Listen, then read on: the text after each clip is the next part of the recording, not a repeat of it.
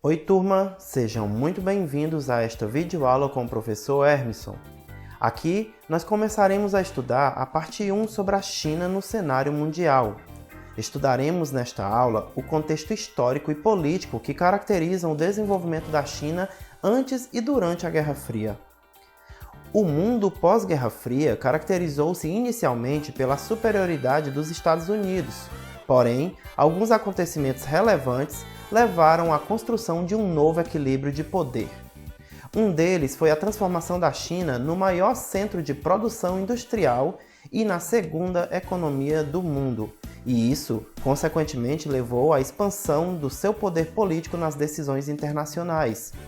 Bem, a industrialização chinesa começou de forma muito tímida no início do século XX, no período republicano, com a chegada de investidores estrangeiros interessados em aproveitar a mão de obra numerosa e barata.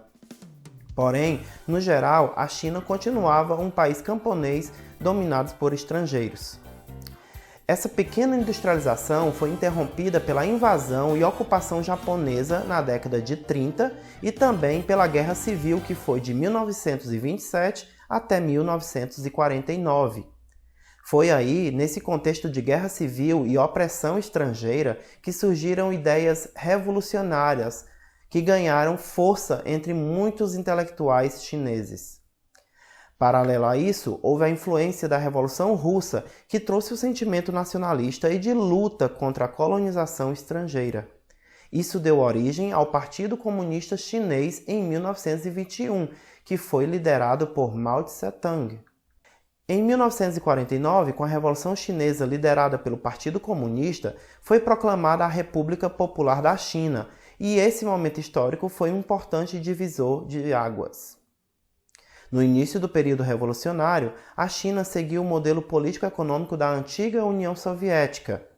Então, foi implantada uma economia planificada, baseada na propriedade estatal dos meios de produção, ou seja, todas as fábricas e os campos pertenciam ao governo, que centralizava todo o planejamento da produção.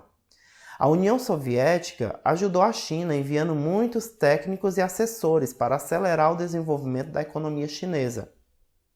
Na área econômica, as terras para cultivo foram coletivizadas, tornando-se pouco a pouco o que chamamos de comunas populares, que eram cooperativas para desenvolver todas as atividades econômicas e sociais necessárias, incluindo os serviços para a população.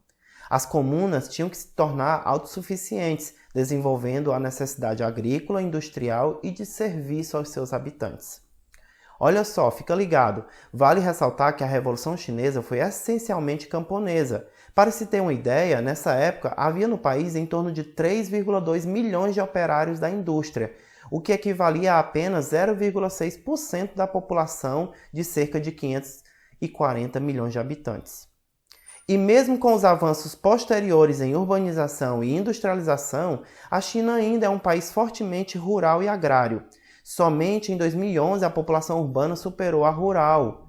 Vejamos aqui esses dados. Segundo a ONU, em 2011, 49,4% da população chinesa ainda vivia na zona rural, o que correspondia, em números totais, a 666 milhões de habitantes.